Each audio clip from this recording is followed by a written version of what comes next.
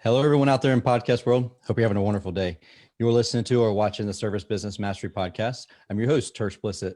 I have alongside me my co-host, Joshua Crouch. And then we also have the fabulous Mr. Nick McDonald. Once he gets to talking, you'll realize that he is just like me. He's from South Georgia, has that wonderful South Georgia accent. And but we're going to talk about business coaching and how to work on three pillars of building your company's culture. But with that being said, welcome to the show, Nick. Hello. This is my best American accent. I don't think it fool anybody. Terrible. Yeah, I'm working on my American. Yeah. So tell us a little bit before we get started with the building company culture and the importance of that. Tell us about you, a little bit about you. I mean, we've known each other for a couple of years now, so I don't want to miss over anything as we, talk with our audience here. Okay. So, well, first of all, thank you very much for inviting me on. It's a real pleasure. So I run a business called High Growth Coach, and we really help the smaller businesses, right? If you're under 1.5 million, we can help you, chuck in the truck, grow to a bigger business. And just help me with the fundamental foundations of business, right? So as you get bigger, things get more and more complex. But what we notice, or what I notice in my journey through life, is that certainly the smaller service owners, business owners, wear way too many hats, overwhelm, creeps in, and there's forward progress is hard. So what I've done is tried to suck out all the information in my head and put it in a no nonsense, step by step, business portal to help guys just get the fundamental foundational basics. So that's really what I do. Yeah, it's a really cool process too. It's been a couple of years, so I'm sure you've changed it a lot since I went through it, but it was really cool how it's a step-by-step guide on just do this and then work through this and work through this. So it's a lot of the fear and uncertainty that we have as a service business owner starting out.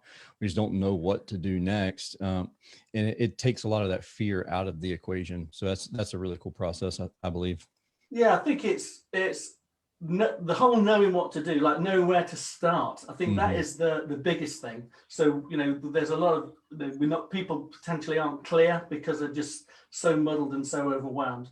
So if you know where to start, and if you start by just listening to your business, then you get a bit of a map, so you understand where you are. So the fundamental way we do things is, where are you right now? Listen to your business right now. What's working? What's broken? What's missing? Where I get really clear on that. How well do you know your numbers? Then think about, get clear on where you want to grow to. And this is a big part of what we're going to talk about today. Culture, is what do you see? What's your vision? Why are you doing this? And then just basically map the gap. What is it that I need to do first? So the trick is really to know your business and listen to your business so you can give it what it needs when it needs it, rather than solving future problems, because that's what so many people do. Should I do high growth? So should I do House Call Pro or Service Titan? Because when I'm bigger, I'll need Service Titan, but I don't want to learn all that now and all of that kind of stuff. That's a future problem. So trying to help people really get a proper understanding of their own strengths and what they're going to do next. Well, I don't know. It just seems to be massive. And once you've got that kind of clarity, the kind of steps people make forward are enormous. So with that being said, I love what you just said there about, should I go House Call Pro or Field Edge before I go Service Titan? Because long term, I feel like most people want to be Service Titan, and a lot of that has to deal with acquisitions and stuff like that. What do you tell somebody in that situation? I think start with what you know. So, Okay. really, I think properly understand your business. So how big is your business right now? So I've spoken to people who've got $1 million businesses that are still doing stuff on paper, right? So their need is very different to, well, I've just come out of tech school and I want to start my own business, or, I hate my boss, I want to start my own business. So it depends really upon where you're at. But for me, it's about simplicity. So when you think about, I would compare, websites and software to like a car. So when I very first got mobile, I had a bike, and then I had a motorbike, and then I had a sports car, and then I had a bigger car, and I got a family, and then just now I've just got a truck because I've got 4 kids in the family. So you just move as you get bigger, and your life develops. You get the stuff that you need when you need it. So I think that's really what I would say. Just listen to your business, look at what's in front of you, and just try and keep things simple.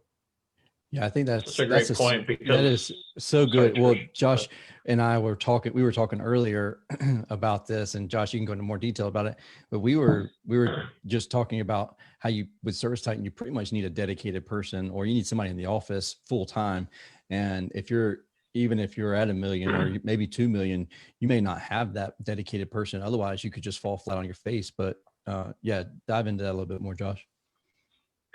Yeah, and honestly, so where I used to work, that was me. I was the dedicated person that made all that stuff happen. But if you don't have someone like me, if you're a one-man show, or maybe you have your wife's helping out in the office, or you maybe have one technician, which I know Nick works a lot with people at that point in their business venture and gets them to the point where they have multiple techs and an office staff and everything else. You have to start simple, and I think that Nick is very well known for his laying truths down on the Facebook groups. I love anytime he comments, because there's no sugarcoat, and he just tells you like it is, and whether you want to hear it or not, this is what it is. And so if you guys don't follow him or don't see him on like the Housecall Pro group or Service Titan or some of the other best practice groups, always just add him as a friend and make sure you follow his comments. He's usually very blunt, to the point, in a good way, because a lot of times people like to sugarcoat, or they don't really actually give you helpful advice, where Nick has seen it all in his career and will really give you guys some really solid pieces of advice. Absolutely agree with that. I mean, when you see Nick comment on something, just chime in. Usually it's a video comment. Entertaining. I like that. I like that it's just click on this video and just listen. It's going to be great.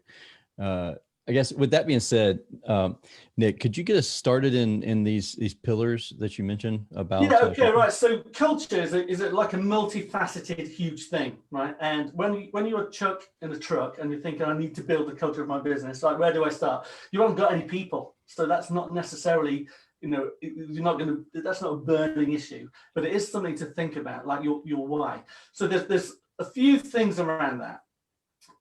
Culture is, when you think about the culture of a football team or a big business or whatever, you think about the leader, and it's really, culture is leadership driven.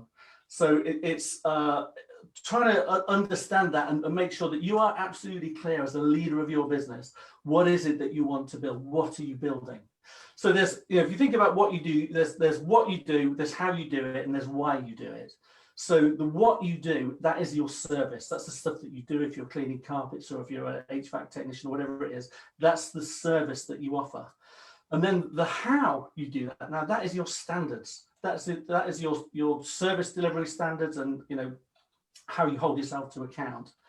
And the why you do what you do, that's your core values, your core company values, your core purpose. And that is really hard to get a grip of.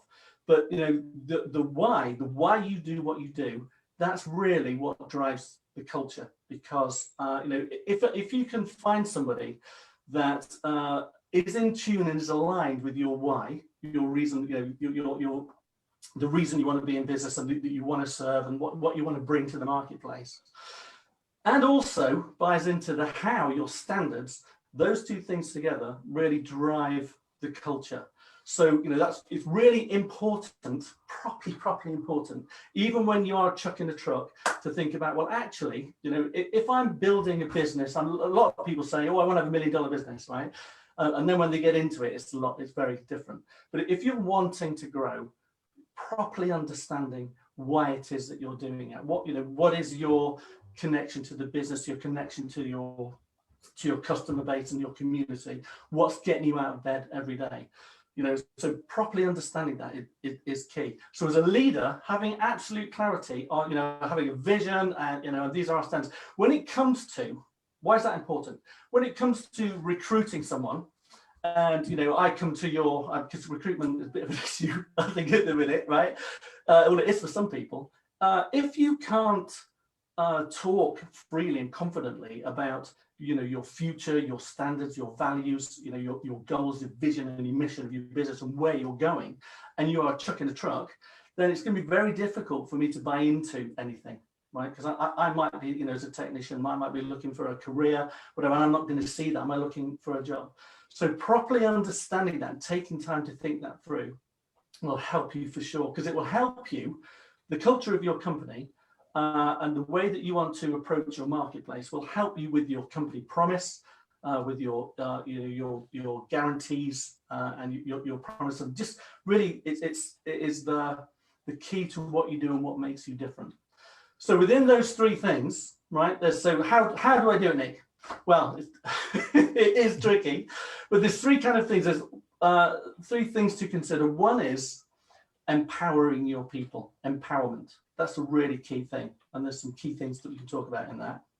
The second thing is, as I've just talked about, understanding, having standards and values rather than rules. Standards and values are more powerful than having rules and systems to follow, because you can hold people to account more with standards and values. And then the third thing is to have like a performance improvement coaching culture, environment where you're constantly looking for improvement, you're allowing people to fail and all of that. So there's a lot more to that. There's when you start building your team, you've got to think about all the different elements of the team, etc., etc. But when you're thinking about building a culture in your business, you've got to empower your people, you've got to be clear on standards and values and holding people to account to that, and you've got to have performance coaching. Nick, at any point does this is there a time when it changes? Like sometimes I think back to whenever I was just one guy chucking a truck, and I hired someone and we meshed very well. But then as we grew and I hired more and more people, we didn't mesh as well anymore because it wasn't the same dynamic and it wasn't the same kind of culture within the business. I knew long-term that that's how I wanted it to be. Maybe I didn't share it properly. Is that something that's common or uncommon, or what's your thoughts on that? So things change and grow, right? That's relationships change and grow, people change and grow. So and you can drift apart. You can have I want something which is slightly different to what you want, and then that starts to grate. We start to grate on each other's nerves, and you don't have harmony. And the bigger you get, the more difficult that is. So the more forgiving you need to be. So this is why empowerment is quite important, because that's part of that is allowing, trusting. So like empowerment is like trust. Do you trust me to make some decisions? Are you going to trust me and let me fail? Trust me to make a mistake.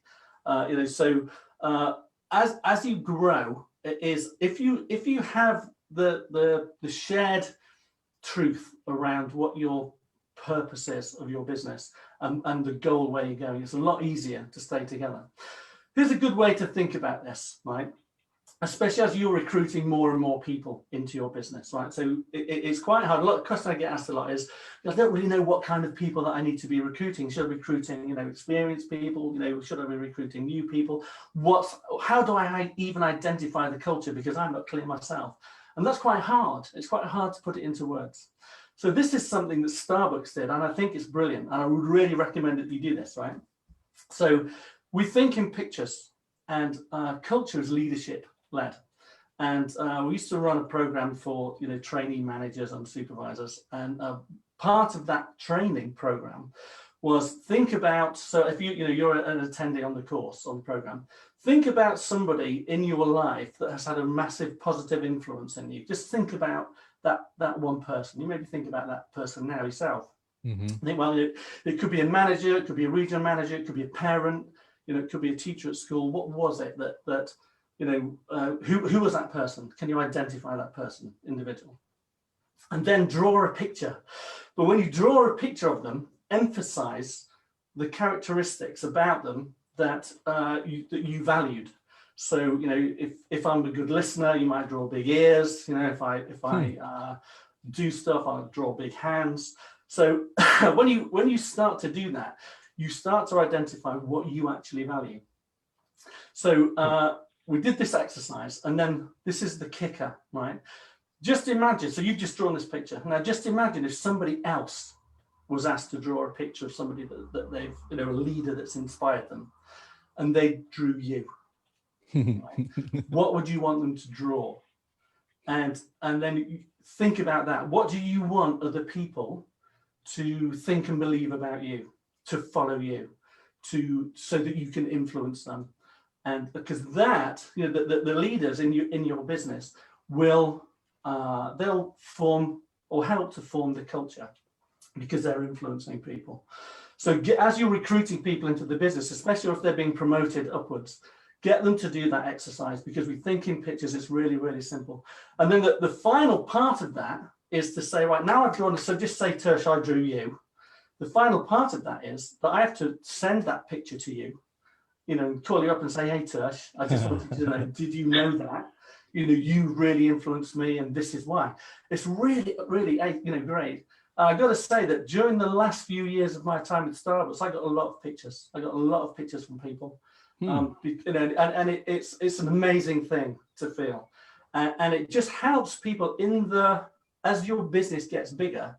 If everybody's thinking that, if everybody's thinking, what kind of leader do I want to be, what kind of legacy do I want to leave, and if I value big hands, that's action. If I'm valuing listening, am I asking lots of questions? How am I going to demonstrate the values and the and the standards that I believe in?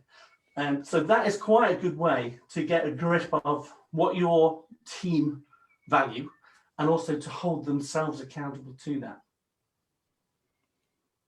That's a great exercise. Even if you're not necessarily like physically drawing it out, I mean, even in your head, you can start to envision what that looks like, and envision the things that you think are important as you grow your business. Yeah. See, another thing, and I think one of your guests previously talked about this, helicopter management. So that is you've got to be really tuned into yourself as well, about how you are empowering people, because empowerment isn't giving them a great big long list and breathing over their neck and saying, "Whoa, don't do that! Oh, don't do that!" Right? It's letting go. So that's a big mistake that we make, because as a chuck in the truck, I've got system reliability because I'm doing everything. I know that this works. So if I'm going to transition from what works to trusting you to do something, I'm going to be really nervous, and that's going to make you nervous. So having the ability, and this is a personal thing, to trust you, to let go and allow you and empower you to fail. So there's something that I talk about, which is snowplow parenting or snowplow leadership, because the snowplow clears the road for you, right? But actually, what you should do is, instead of preparing the road for you, you should prepare you for the road, so that you are enabled and empowered to make decisions without me present. So having too many lists and having too many systems and processes, especially when you're starting, you do need systems and processes for sure, but you need to allow your team, as you're growing, to make some decisions within the framework that you give them. Yeah, I like that. So what I think I hear you saying is, create the list, create the guidance, but don't make it so restrictive that they can't make their own mistakes and they can't tweak it their own way a little bit. But what happens if you have someone who uses that as an excuse or a crutch, like, oh, well, you weren't specific enough, so now it's not my fault that X, Y, and Z didn't happen properly? Yeah. So this comes back to performance coaching, right? The third pillar, really, which is constant reviews. So review, always review to improve. So with that, right, there's a skill issue. I don't know how to do it. You've not told me enough, it's your fault. Or there's a will issue. I do know how to do it, but I can't be bothered, or I'm not going to do it, right? So you've got to first of all understand, is it skill or is it will, and how responsible are you? But then if you have something that's really, really rigid, so here is a 17-page document on how to do a service call, right? We've all seen them. Oh, yeah. Here's a script, learn this script off by heart. to start with, that will help you because it gives you a framework, right? But it can be so restrictive that you just get in the middle with it and it stops you from doing it. Yeah. So the ideal is, show me what I need to do, allow me to do it, and then review it. How did that go? What went well, and why did it go well? What didn't go so well? What could you try next time, and why is that? So here is a classic. I talk about this a lot. Let me just get some different colors here. So let's just say I'm talking to you, and I said to you, what we want, Tersh, is I want you to go for green. Green is really important. Here's some training. This is how you get to green. Go and get green. And then you go off to get green. And then you come back, it's not really worked out. And I said, what happened? He said, well, I went for blue. Blue is what I went for. I was like, we did training on green, but you've come up with blue. Why is that? What could you do? Now, at that point, the autocratic leader says, just do green. I've told you so many times, just blue. Just do it, right? Are you stupid? Right. But if you're looking to build a performance coaching culture, right, you'd say, right, how did that go? What did you learn? You didn't get what you wanted. What do you think you could do next? And then I say, I think I'm going to go for red, right? Now you've got to allow me, even though it's the wrong thing that I'm doing, you've got to allow me to go, because what I'm doing is I've made a decision to move, to try something different, and that's what you want. You want me to move through discovery. And I then get to red, and then, tomorrow you say to me, how did that go? I said, when I went to red, what went well, what do you think you could do? I could say, I could try green. Bingo. So what I've done is, you've trained me. I've tried it and thought better because I know better than you, right? Because humans do that. Right. And I've learned through discovery that green is the answer. And I've found the outcome that I want, that you're looking for, my own way. So, and then I own that. And then you then say, that's a brilliant idea. We should do that more often. And then I'm contributing. Right? Yeah. So I think it is important that you allow people, you give them a framework, and then you review it. So some people are unconsciously competent, right? So I'm good and I don't really know why, but I can't train it. No, I can't train that out. So if I'm a great salesman and I come in and I sell everything, my average transaction value is up, I get great reviews and all of that, but I'm not following your system, don't change me. You have a system and a process for things like that, which is, if I'm coming in and I'm not getting the outcome, my numbers are off, then that's when you bring in the system and say, right, we'll try this. This is the sequence. This is a process you might go to, and you might have to get granular around. Try this, particular phrase, or try this form of words to help me, work that sequence into what I'm doing. So I suppose it's horses for courses, but the thing about performance coaching is that you have a framework and you have regular reviews, and you let the person who's doing the work lead that discussion about what went well, what else they could try, etc., etc. So how often should we be doing these reviews? Because I can totally see it being possible whenever I have, one or two service techs or installers or whatnot. But what happens whenever I have 15 or 20? Like, it seems like it would take up a lot of time. Yeah, it would do. So again, it's horses for courses. It would depend. So if you've got 15 techs, I'd probably split them into 2 teams and have 2 leaders. Roger. And you've got one person has a maximum of 7 people beneath them, and they hold each other accountable. So you would work out how you would do that. But a review doesn't need to be right Friday at 3 o'clock. Come into my office. I'm going to sit down and talk about your childhood. Gotcha. Right? It's kind of more how things gone. I mean, the whole part of having standards and values, right? The second pillar is that you would have some non-negotiable standards. So if I'm not hitting those non-negotiable standards, then you're having a regular conversation with me, almost every day until I do. If I'm turning up late, you don't wait 3 months. Right. Yeah. So I think it's just really, it's horses for courses, and your numbers will show you that. So if you're tracking your numbers, so just say there's three of us, there's you, me, and Josh. And you're a superstar, I'm not so good, and Josh is learning. Rubbish. Don't say that. Then if you performance board and it says Tersh has done 100, Nick's done 50, and Josh has done 10, then you'd have that discussion, and Josh would be saying to me, what do you think Tersh is doing, and we'd come to you and you'd share it.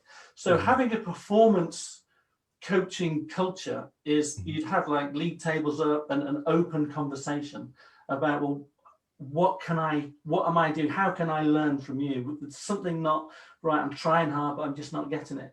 So, and if you've got your standards and values right, we're all going to want to help Josh. So we're going to say, right, okay, Josh, let me give you some feedback. Let me help you. So it'll be your team will manage themselves in the end if you empower them to do that, and you've got the right standards and values in place, and everyone is coaching everyone.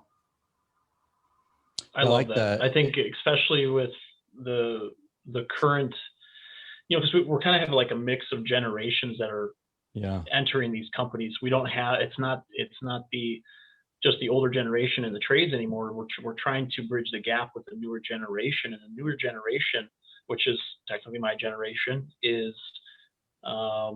needs to be, we value things a little differently. And I see it in the threads all the time. Nick, I've talked to you about this. Tersh, I've talked to you about this. It's the mindset of these owners and managers, if you're listening to this, needs to shift.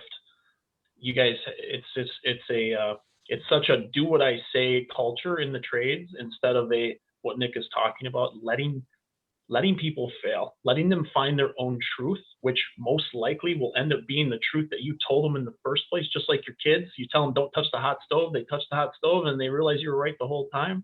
It's the same thing, but we have to allow for people to fail so they realize there's a better way to do it and they find that truth themselves. Yeah.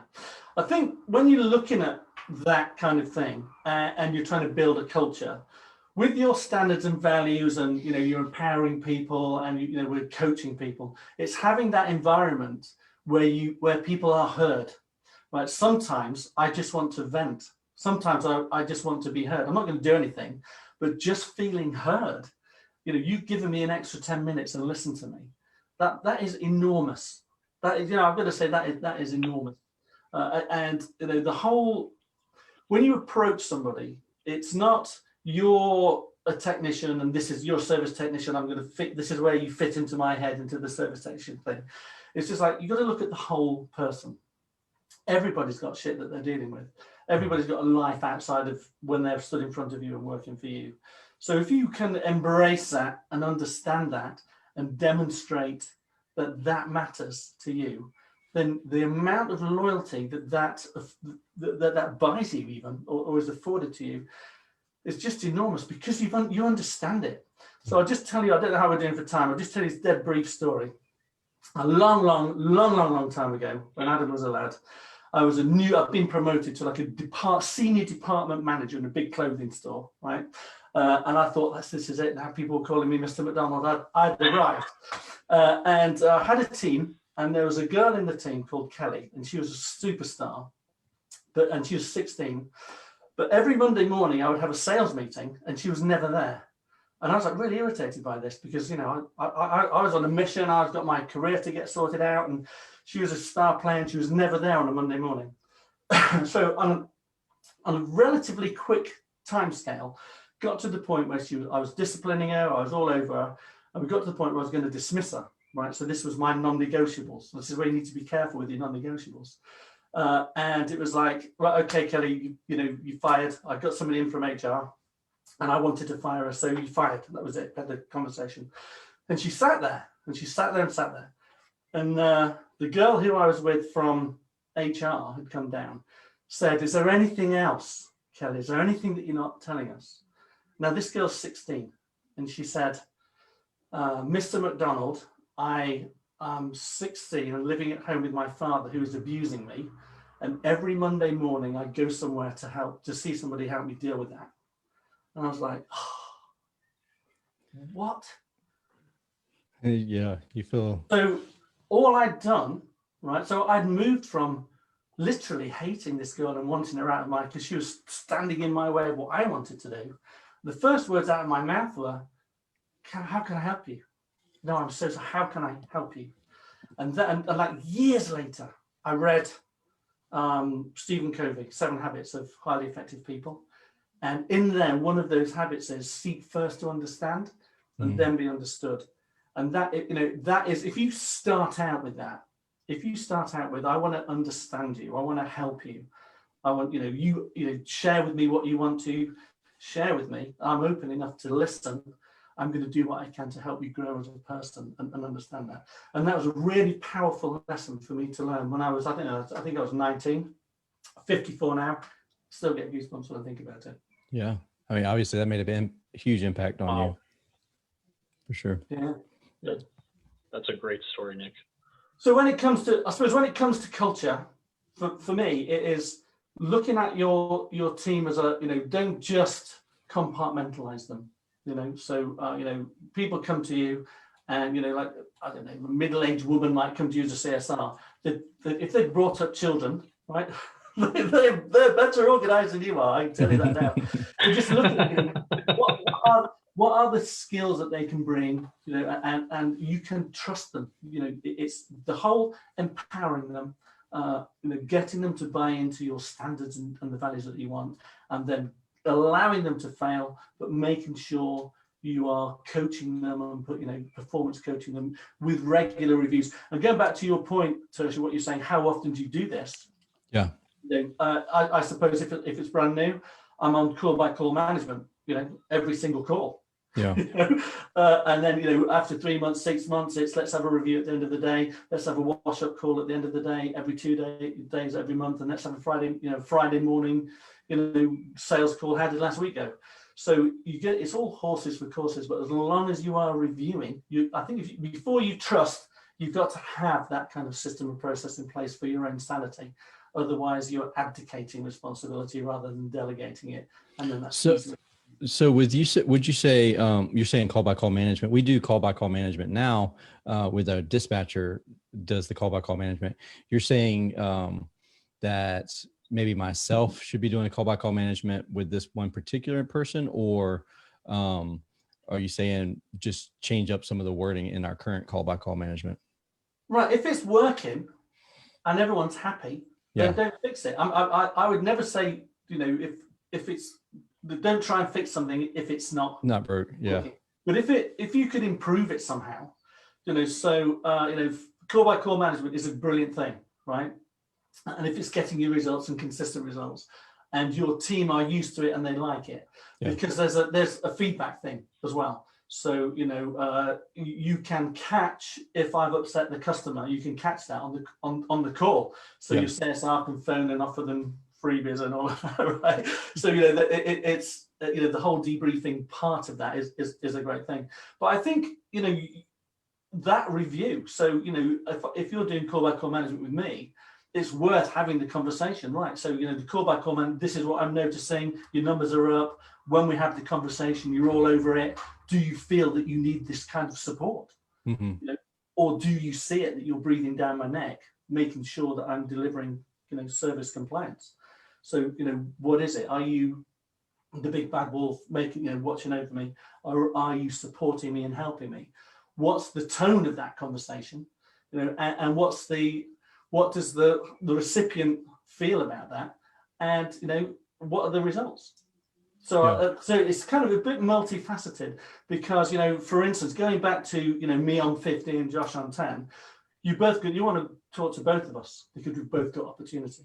But, if you're on 100, I'm not going to necessarily be calling. I might be calling you for some advice. Gotcha. You see what I mean? So I makes sense. You just, it's all about efficiency. If what you're doing isn't making any difference or big difference, then it's wasted energy. Yeah, that's the concern that I have there. I don't want to do it just for the sake of doing it, and then it be a wasted energy, a wasted time. especially when you start thinking of 15 or 20 people that you're doing this for throughout the day, then that almost becomes a full-time job in itself. Yeah. So I mean, maybe there may be some that you switch to a debriefing call. So, you know, when you're driving to your next job, you call me and tell me, how did it go? What could you have done differently? What went well? You know, why did it go well? What did you miss? What did you think? What could you do differently? And then you'll pick up with those reviews, because that's empowerment. You know, you're empowering me and trusting me to do my job, and I'm going to deliver for you on that. And as long as I continue to deliver for you on that, you can let me off the reins a little bit. But just, I suppose, Tersh, it depends how the call-by-call management makes me feel. Right. Yeah. It's been there since day one with us. So it's not something that's used to reprimand people. So it's just there. Like, it's what we've always done. But I think that what you said there made some more sense too, is maybe relinquish the reins a little bit, and rather than having to be debriefed before you leave the call or before you get a signature, maybe debrief them as they're headed to their second call or the next call. And so that way they can spend a little bit more time, you know, they can get on the road a little quicker rather than waiting on a debrief. But again, you're the owner. Right? Yeah. So your culture is leadership led, right? So what is it that you want? So, and if you want that level of control is the wrong word, right? Don't say you're a control freak, but you're a control freak. But if you want that level of input and they want that, then, you know, it's a bit like, this is an extreme analogy, but at some point you stop cutting up your food for your kids. You stop cutting up their food and you trust them to do it. And then they make a mess and your kitchen is covered in beans and sausages and all of that, right? And then you have a coaching performance improvement conversation, and over time they're feeding themselves. If you never do that, you're always cutting up their food. So there's no growth for them. Yep, absolutely. So, you know, there's a safety net. And sometimes, you know, as a business owner, you know, the biggest step that you ever took was the decision to be a business owner with no safety net. Like, nothing, I'm going for it. You know, and that is exhilarating and also scary. But you know, I've heard you say this in the past. You know, Tersh, that's something that drives you. You're interested in that. You want that growth. You want that excitement of growing and doing new things. So, is there an element of that for your team? You know, it could well be that for me that I really want that, but Josh wants the call-by-call management. He wants that because it's really helping him. So I suppose it's horses for courses is really what I would say. Cool. Josh, what's your feedback on that?